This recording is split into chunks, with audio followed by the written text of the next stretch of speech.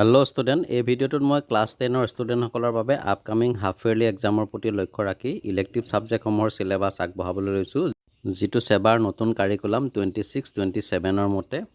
আৰু ইতিমধ্যে মই English, Assamese, maths, social science আৰু ছায়েন্সৰ চিলেবাছ আগবঢ়াইছোঁ ইয়াৰ আগৰ ভিডিঅ'টোত। যদি তোমালোকে চোৱা নাই চাব পাৰিবা।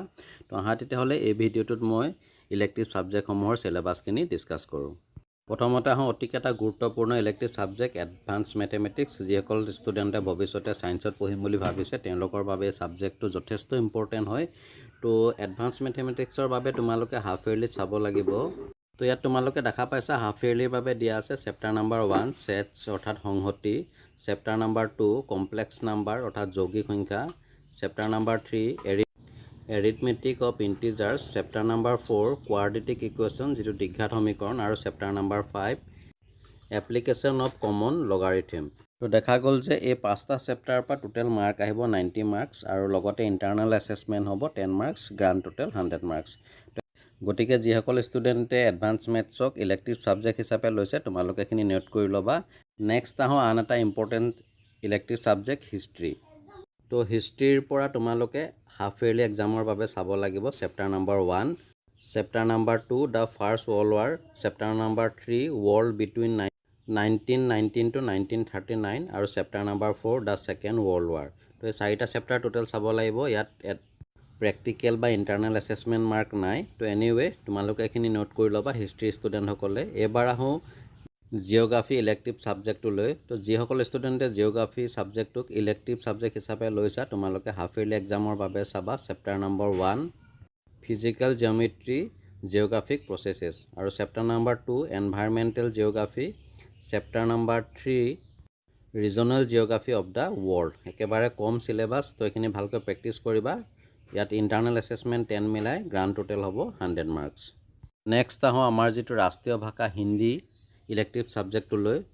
তো হিন্দী ইলেক্টিভ ছাবজেক্টৰ পৰা হাফ ইয়াৰলি এক্সামৰ বাবে গদ্য খণ্ডৰ পৰা চাব লাগিব নিউ কি ইট, ছোটা যাদুকৰ, এই দুটা চেপ্টাৰ, আৰু ইয়াৰ লগতে থাকিব পদ্য খণ্ডৰ পৰা পদত্ৰয়। তোমালোকে দেখা পাইছা হাফ ইয়াৰলিৰ বাবে স্পেচিয়েলি টিক মাৰি দিছে আৰু ফাইনেলৰ বাবে ছেপাৰেটকৈ টিক মাৰি দিছে। তোমালোকে হাফ ইয়াৰলিখিনি চাবা। নেক্সট ব্যাকৰণৰ বাবে তোমালোকে চাব লাগিব লিংগ, বচন, কাৰক, সন্ধি আৰু সমাস, পৰ্যায়বাচী শব্দ, বিপৰীতাৰ্থক শব্দ, অনেক শব্দকে লিয়ে এক শব্দ, উপসৰ্গৰ প্ৰত্যয়, মহাবৰে এবং লোকত্ৰিয়া, বাক্য শুদ্ধিকৰণ, বাক্য পৰিৱৰ্তন। গ্ৰুপ এৰ পৰা থাকিব 50 মাৰ্কছ আৰু গ্ৰুপ বিৰ পৰা আমি হাফ ইয়াৰলি এক্সামৰ বাবে চাব লাগিব নীলকণ্ঠ, জো বিদ গই, আৰু লগতে ৰচনা থাকিব নিবন্ধ লেখন, পত্ৰ লেখন, অপঠিত গদ্যাংশ, অনুবাদ। এনেদৰে গ্ৰুপ বিৰ পৰা 50 মাৰ্কছ, টোটেল গ্ৰুপ এ আৰু গ্ৰুপ বি মিলাই টোটেল মাৰ্ক হ'ব 100। এয়া আছিলে হিন্দীৰ চিলেবাছ। হিন্দীৰ ষ্টুডেণ্টসকলে যিসকলে ইলেক্টিভ ছাবজেক্ট হিচাপে হিন্দীক লৈছা তোমালোকে এইখিনি নোট কৰি ল'বা হাফ ইয়াৰলি এক্সামৰ বাবে। আৰু এক্সামৰ আগে মোৰ চেনেলত তোমালোকৰ হিন্দী এক্সামৰ বাবে কমন কুৱেশ্যন পেপাৰ পাই যাবা। নেক্সট আহোঁ আমাৰ ভাৰতৰ আটাইতকৈ পুৰণি ভাষা সংস্কৃত ভাষাটোলৈ। তো যিসকল ষ্টুডেণ্টে সংস্কৃত ভাষাটোক ইলেক্টিভ ছাবজেক্ট হিচাপে লৈছা তোমালোকে ইয়াত দিয়া সংস্কৃতৰ চিলেবাছখন ফ'ল' কৰিবা। ইয়াৰ পৰা আহিব তোমালোকৰ হাফ ইয়াৰলি এক্সামৰ বাবে, আৰু এইখিনি সম্পূৰ্ণ সেৱাই নিৰ্ধাৰণ কৰি দিছে আছাম ষ্টেট স্কুল এডুকেশ্যন বৰ্ডৰ দ্বাৰা। তো এইখিনি তোমালোকে নোট কৰি ল'বা। আৰু এইখিনিৰ লগতে তোমালোকে চাব লাগিব গ্ৰামাৰ, যিখিনি হাফ ইয়াৰলিৰ কাৰণে স্পেচিয়েলি টিক মাৰি দিছে এইখিনি চাবা।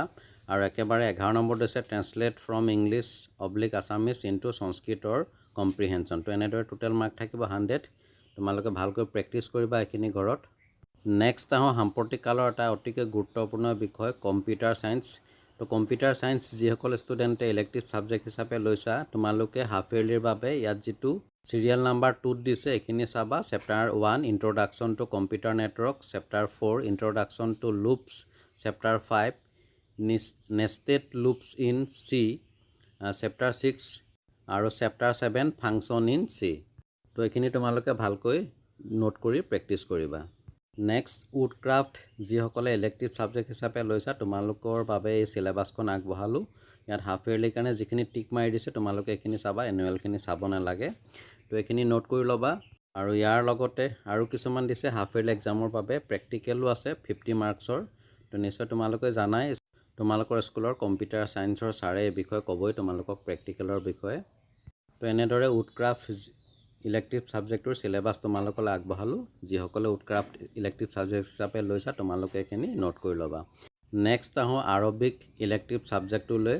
সাধাৰণতে মুছলমান সম্প্ৰদায়ৰ ছাত্ৰ ছাত্ৰীসকলে আৰবিক ইলেক্টিভ সাবজেক্টটো লয়। তো তোমালোকৰ হেল্পৰ বাবে সিলেবাসখিনি আগবঢ়ালোঁ। তোমালোকে এইখিনি নোট কৰিবা ভালকৈ আৰু ঘৰত ভালকৈ প্ৰেক্টিছ কৰিবা। তো ইয়াত হাফ ইয়াৰলিৰ বাবে যিখিনি টিক মাৰি দিয়া আছে এইখিনিয়ে চাবা, ফাইনেলৰখিনি চাব নালাগে। আৰু ইয়াত কিছুমান ইনষ্ট্ৰাকশ্যন দি দিছে, তোমালোকে এইখিনি ভালকৈ ফ'ল' কৰিবা। লগতে পয়েট্ৰিৰ পৰাও দিছে।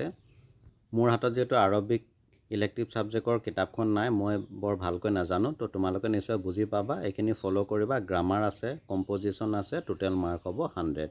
তো শুভেচ্ছা থাকিল তোমালোকলৈ। নেক্সট এটা uncommon elective subject artificial intelligence and robotic.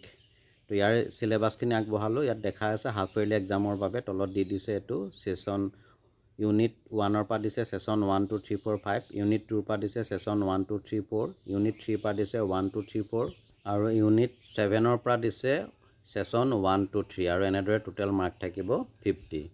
তো ডিয়াৰ ষ্টুডেণ্ট, এয়া আছিলে হাফ ইয়াৰলি এক্সামৰ বাবে ইলেক্টিভ ছাবজেক্টসমূহৰ চিলেবাছ। যিসকল ষ্টুডেণ্টে যিটো ছাবজেক্টক ইলেক্টিভ ছাবজেক্ট হিচাপে লৈছে তাৰ চিলেবাছখিনি ইয়াৰ পৰা নোট কৰি ল'বা। আৰু ভিডিঅ'টো যদি ভাল লাগিলে লাইক এটা কৰি শ্বেয়াৰ কৰি দিবা। আৰু এক্সামৰ আগে আগে তোমালোকৰ সকলো ছাবজেক্টৰে কুৱেশ্যন পেপাৰ সলিউশ্যন ভিডিঅ' মোৰ চেনেলত পাই যাবা। তো চাই থাকিবা RB লাৰ্ণ কাম এণ্টাৰটেইনমেণ্ট। আন এটা ভিডিঅ'ত পুনৰ লগ পাম। আজিলৈ আহোঁ, ধন্যবাদ।